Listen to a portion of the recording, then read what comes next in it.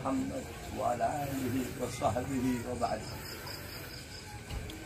Saya cintai, saya muliakan para alim ulama, para habaib, para kiai, para ajengan, para asatidz, para tokoh masyarakat, para aparat pemerintah bil khusus, Habibul Bait, Haji Sartaji beserta seluruh keluarga besar dan santri-santri beliau, serta seluruh para kiai-kiai, para ajengan, para santri-santri, serta seluruh para hadirin sekalian yang dimuliakan oleh Allah Subhanahu wa taala.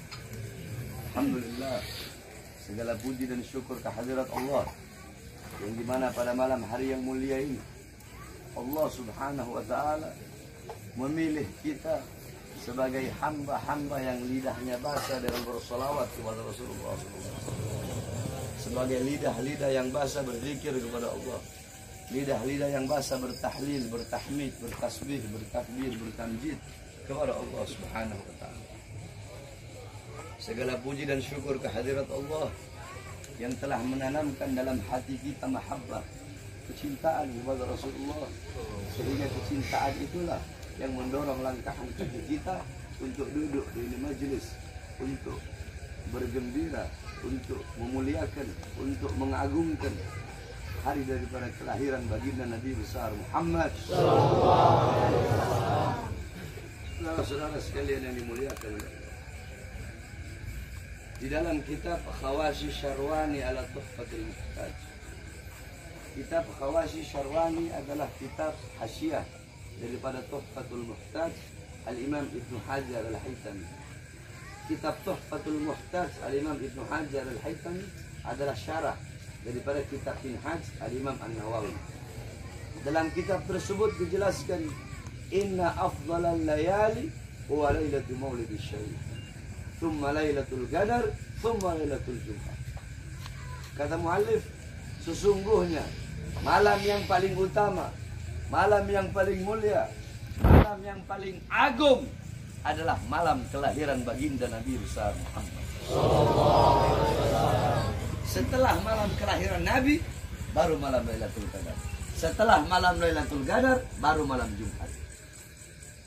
Pertanyaannya, kenapa malam Maulid, kenapa malam kelahiran Nabi lebih utama, lebih mulia, dan lebih agung daripada Lailatul Qadar? Padahal Lailatul Qadar adalah malam yang lebih utama daripada 1000 bulan. Malam turunnya malaikat, malam turunnya Al-Quran. Tapi kenapa malam Maulid lebih utama, lebih mulia, dan lebih agung daripada Lailatul Qadar? Al-Imam Al-Qastallani radhiyallahu an dalam kitabnya beliau menjawab, malam Maulid lebih utama, lebih mulia, lebih agung daripada Lailatul Qadar karena 3 sebab, 3 perkara. Apa itu? Yang pertama, malam Lailatul Qadar adalah malam adanya malaikat, malam adanya Jibril. Sedangkan malam Maulid adalah malam adanya Nabi Muhammad, yang dimana Nabi Muhammad merupakan makhluk yang paling mulia yang pernah diciptakan oleh Allah Subhanahu wa taala. Makhluk paling mulia, makhluk paling sempurna sepanjang zaman dan sepanjang masa. Mana lebih mulia? Adanya malaikat atau adanya Nabi Muhammad? Sudah tentu adanya Nabi Muhammad lebih mulia daripada adanya para malaikat. Itu yang pertama. Yang kedua, malam Lailatul Qadar adalah malam yang dimana pada malam tersebut Lailatul Qadar Allah anugerahkan untuk siapa? Untuk umat Nabi Muhammad saja, bukan untuk umat-umat yang lain.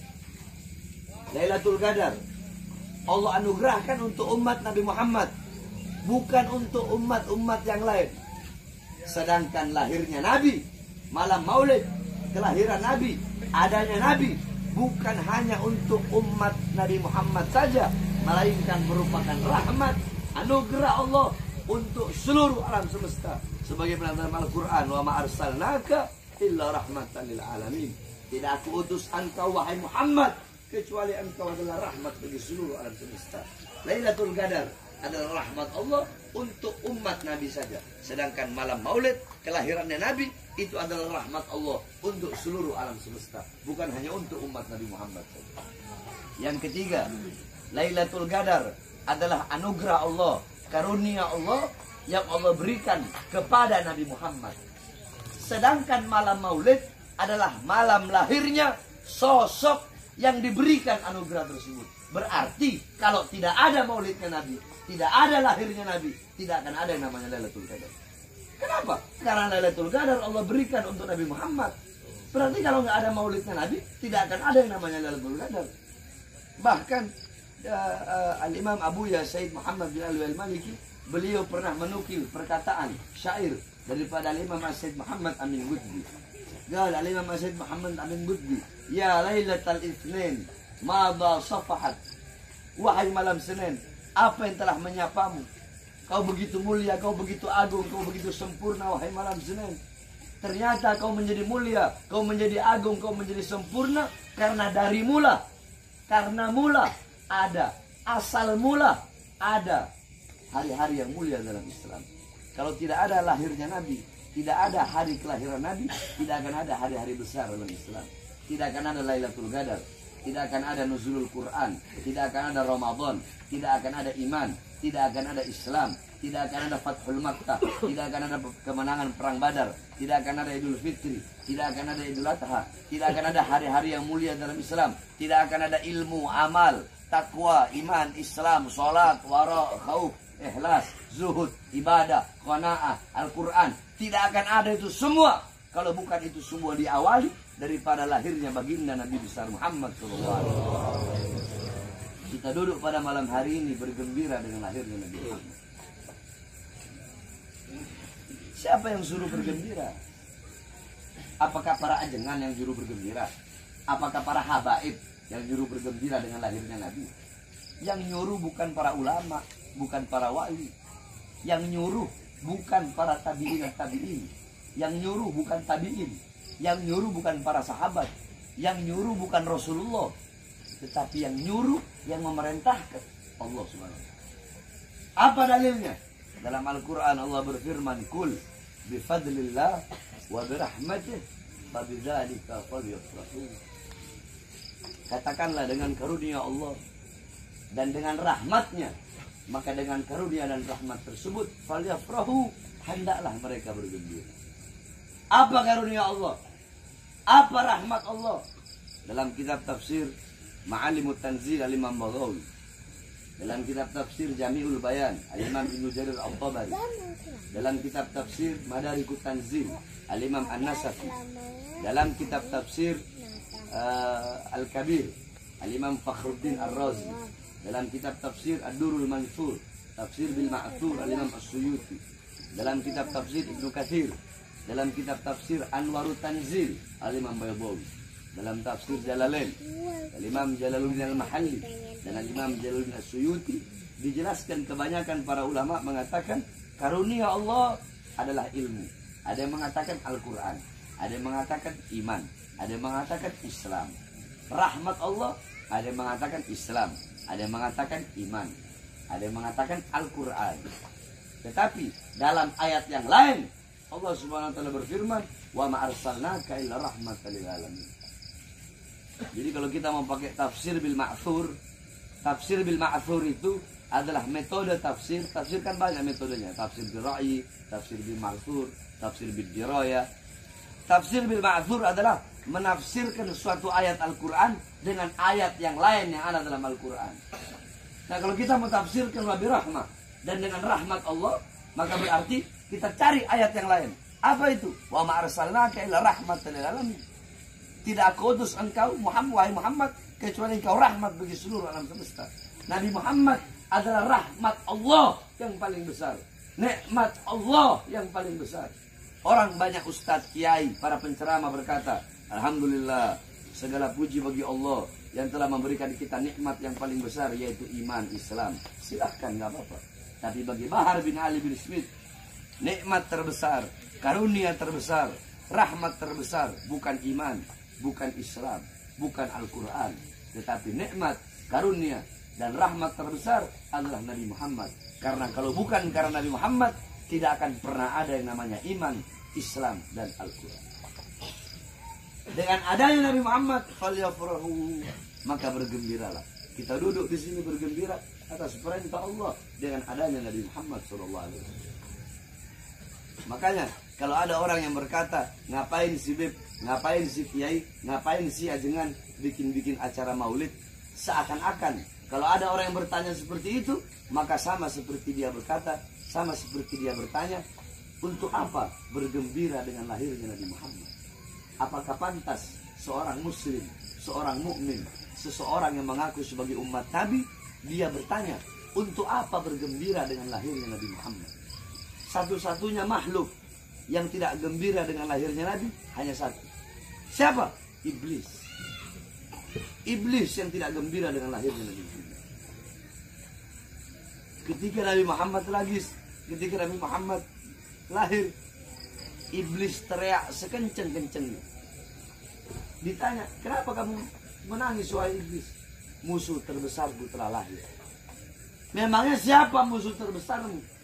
Musuh terbesarku pertama adalah Muhammad. Terus setelah Muhammad siapa? Kedua, musuh terbesarku adalah keluarga dan anak cucunya Muhammad.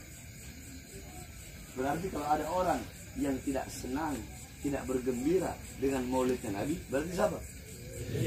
Yang keras, siapa? Siapa?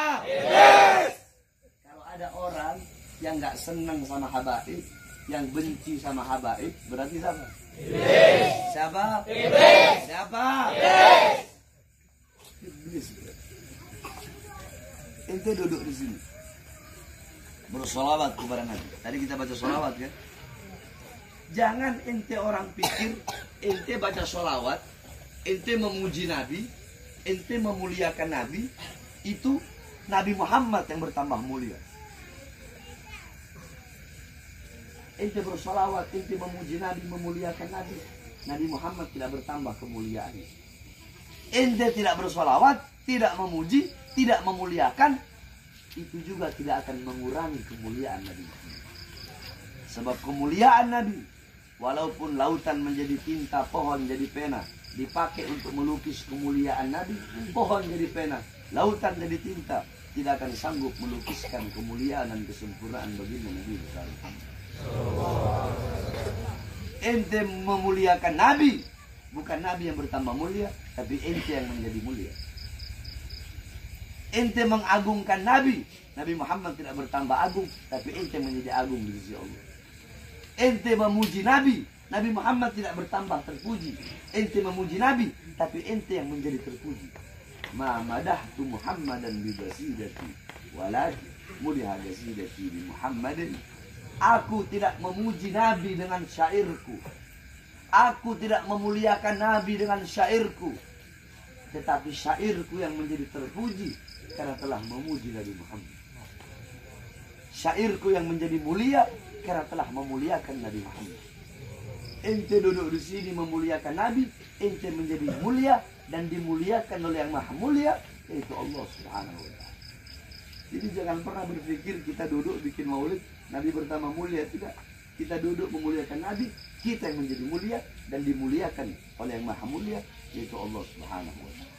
Panjang kalau anda mau jelaskan tentang maulid Nabi Muhammad SAW. Intinya, pulang dari acara maulid, ambil intifad, ambil istifadah, ambil manfaat, ambil keutamaan daripada sirah Nabi Muhammad. Tadi sudah dibacakan maulid Syaraful Anam. Bagaimana sirah Nabi, ilmu Nabi, ajaran Nabi, akhlak Nabi, adabnya Nabi, waraknya Nabi, amar ma'rufnya Nabi, nahi mungkarnya Nabi. Jadi kalau mau ikut, ikuti semua. Jangan hanya ikut akhlak Nabi, adab Nabi, tapi amar ma'ruf nahi mungkarnya Nabi ditinggalin. Sebaliknya, jangan cuma ngambil amar ma'ruf nahi mungkar jihadnya saja, tapi akhlaknya, adabnya, sopan santunnya ditinggalkan. Jangan. Ambil semua. Sebab banyak ulama-ulama sekarang ini. Ulama sekarang, penceramah sekarang, ada dua model. Yang pertama, dia jelaskan, Nabi Muhammad akhlaknya luar biasa, rahmatan lil alamin, penuh dengan kasih sayang, adabnya Nabi, akhlaknya Nabi. Udah, cukup. Dia hanya jelaskan itu saja. Dia tidak jelaskan bagaimana amar ma'rufnya Nabi, nahi mungkarnya Nabi, keberaniannya Nabi, bagaimana marahnya Nabi ketika Islam dihina, ketika ada Nabi palsu, Dia tidak jelaskan itu. Sehingga umat tahu, oh Nabi itu cuma berakhlak, Nabi itu beradab, sopan santun. Sebaliknya, ada juga ulama yang kalau ceramah, itu yang dibawa hanya keras-kerasnya saja. Nabi Muhammad berperang, Nabi Muhammad nahi mungkar, Nabi Muhammad bakar masjid Diror. Akhlak Nabi nggak dibawa, adab Nabi nggak dibawa, sopan santunnya Nabi nggak dibawa. Nah ini kan namanya nggak insaf, nggak tawasud, nggak tawazun. Jadi harus tawazun, harus tawasud. Bawa akhlak Nabi, bawa adab Nabi, bawa juga ketegasan Nabi. Paham? Jadi biar umat itu nggak berpikiran Nabi itu lembut aja, atau sebaliknya Nabi itu tegas saja. Jadi yang tegas jangan menghilangkan kelembutan Nabi Muhammad, jangan hilangkan akhlak dan adab Nabi Muhammad. Sebaliknya mau bahas akhlak, mau bahas adab, mau bahas kelembutan, jangan pernah hilangkan ketegasan baginda Nabi besar Muhammad. Pulang dari sini bawa itu semua, ilmunya Nabi, akhlaknya Nabi, adabnya Nabi, lembutnya Nabi, tegasnya Nabi, amar ma'rufnya Nabi, nahi mungkarnya Nabi. Khususnya para anak-anak muda. Syubbanul yawm rijalul ghad. Ini wasiatan. Syubbanul yawm rijalul ghad. Pemuda-pemuda masa kini adalah pemimpin-pemimpin masa depan. Baik buruknya kita punya negara ke depan, baik buruknya kita punya agama ke depan, baik buruknya kita punya bangsa, kita punya rakyat ke depan, tergantung kalian para anak-anak muda. Karena anak-anak muda sekarang bakal menjadi pemimpin di masa depan. Pemimpin negara, pemimpin bangsa, dan pemimpin agama.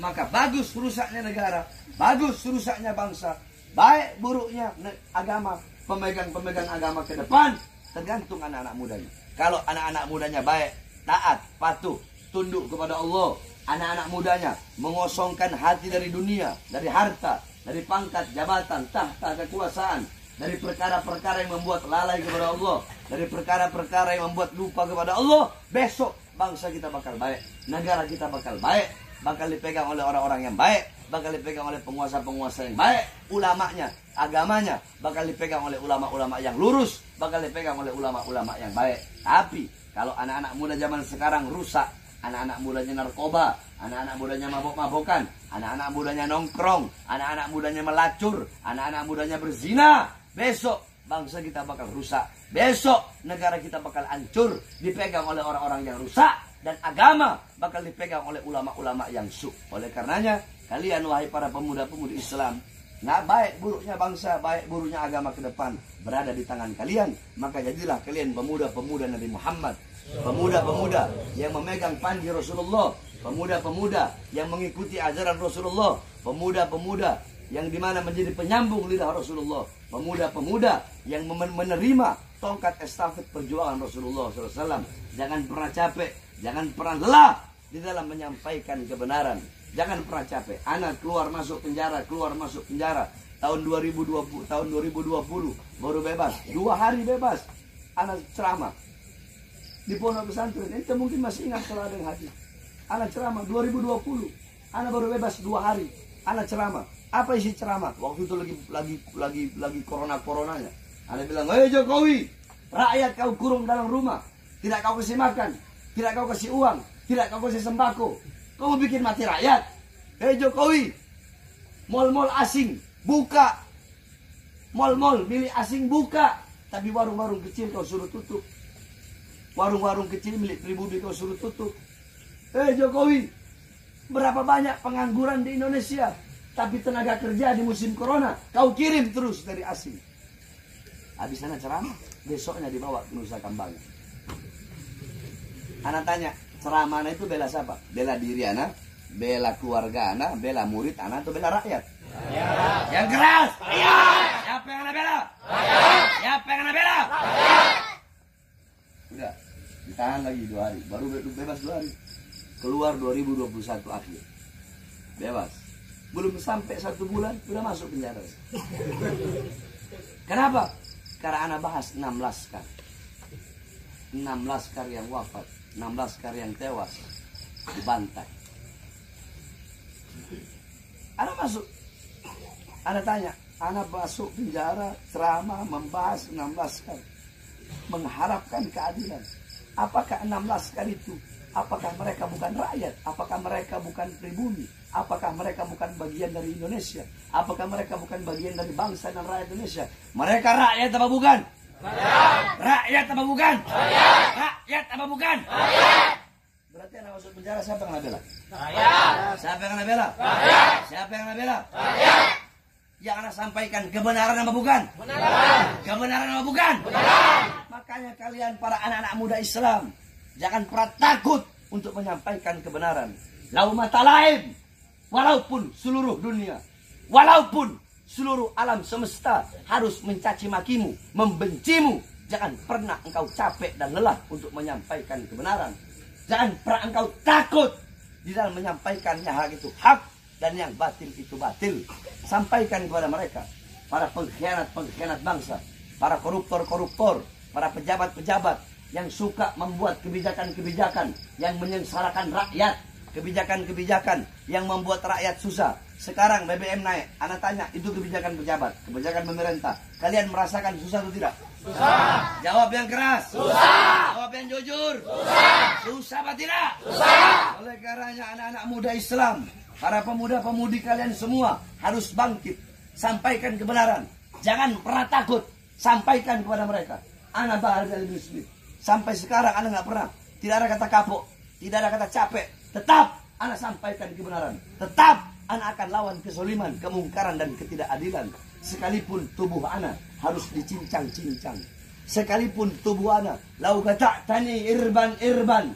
Sekalipun tubuh Bahar bin Smith harus dipotong-potong, harus dicincang-cincang. Jangankan cuma di penjara, jangankan cuma di penjara, jangankan cuma dibunuh. Sekalipun badan saya harus dipotong-potong, dicincang-cincang agar saya berhenti untuk menyampaikan kebenaran, agar saya bungkam, agar saya diam, tidak melawan kezaliman. Demi Allah, semakin dipotong-potong, semakin dicincang-cincang, maka Bahar bin Smith akan semakin menyampaikan kebenaran sampai titik darah.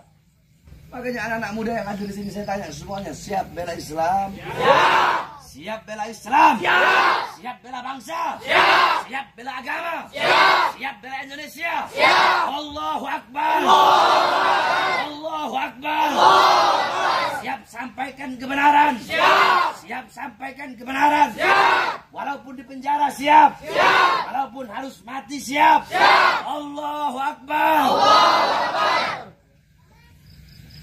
Sekarang ngomong siap di penjara, ampun kamu. Ampun Pak, abdi ente salah Pak. Iya Abdi Bahar Pak. Muhun apa muhun? Bukan apa bahasa Sundanya bukan? Lain. Hah? Lain Abdi Pak, lain. Lain aing, lain. Abdi Pak di ceramah. Sampaikan kebenaran. Ya, pulang dari sini bawa manfaat, bawa ilmunya Nabi, amalnya Nabi, amar ma'ruf nahi mungkar, khususnya bawa akhlak, ilmu dan adab baginda Nabi besar Muhammad. Ini saja yang dapat saya sampaikan.